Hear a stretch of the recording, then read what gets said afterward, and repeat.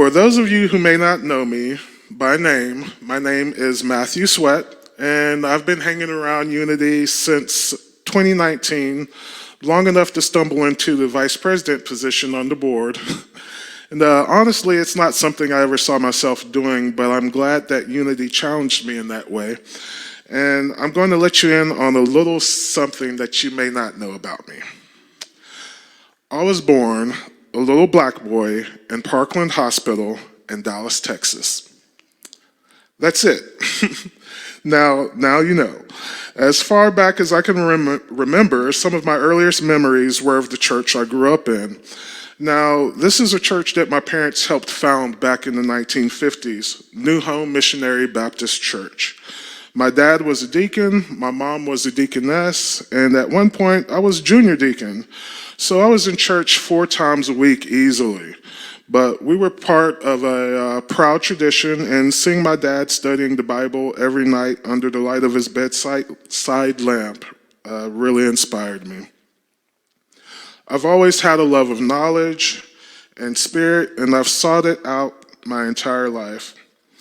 I had conversations with my parents where we discussed inconsistencies and troubling concepts in the Bible. Even though I know they chalked it up to good works, God works in mysterious ways, rather, and left it at that, I always wanted to understand those mysteries. I got a lot out of the sermons, but as I became a teenager, I had seen the same messages and Bible stories rehashed in many ways, but they always left certain questions unanswered for me.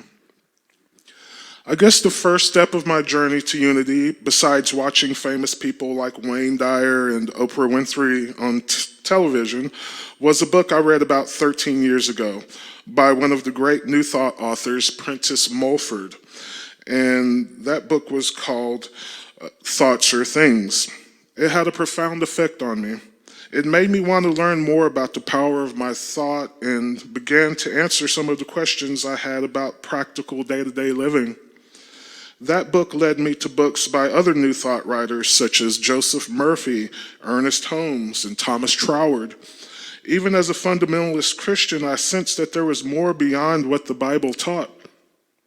Exactly what that was, I didn't know, but I knew there was more. I continued going to church in my 20s, but less and less, until eventually I put my religion on the back burner. Around the same time, I had discovered New Thought, or mental science. I met my wife, Nicole. Now, in case you haven't noticed, there's some overlap in evangelical Christian and New Age practices. In New Age circles, it's called manifestation, or law of attraction, etc. Evangelical Christians say, name it, claim it.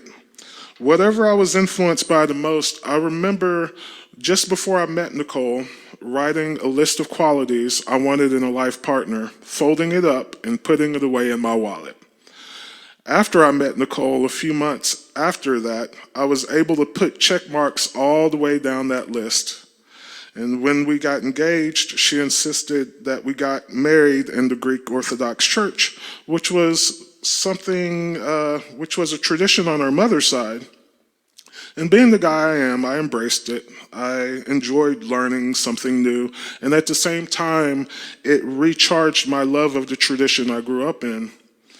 And when I met my stepson, Dimitri, he was 7, and we visited both of each other's churches for a while, alternating Sundays. But after a while, we decided to try a non-denominational church.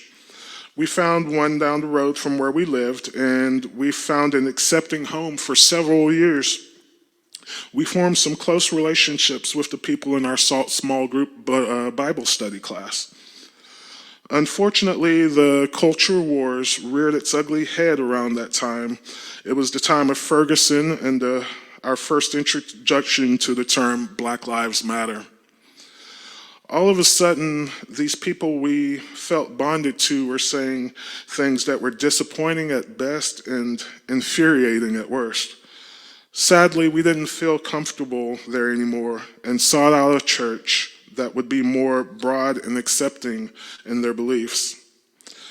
So we first tried a Unitarian church, And that was the total, complete opposite end of the spectrum. You didn't know from Sunday to Sunday if you were showing up to a witch doctor or some dude talking about aliens. But eventually we found Harmony Fellowship, a Unity church in Fort Worth, pastored by Reverend Glenn and Pat Moore, who are great friends to us here at Unity of Grapevine. We went there for a few years and we got a lot out of it, but as life happens, we sort of slacked on our spiritual growth and stopped going for a couple of years. When we did decide that we needed spirituality and community in our lives again, we found Unity of Grapevine close by. Everyone was so welcoming from the beginning. I've since been inspired to spiritual growth internally and externally through volunteerism, book studies, and classes. And we came here in September of 2019, just before COVID hit, and we weren't going here long before everything was locked down.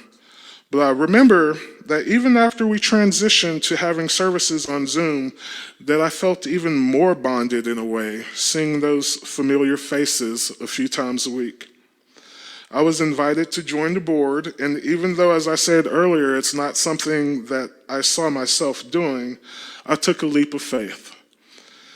I was telling someone the other day that several people had reached out to me about considering being on the board, but I remember Mary Salerno specifically using a line that we sometimes use around here, something to the effect of, "We'd be grateful for you to share your time, talent, and treasure."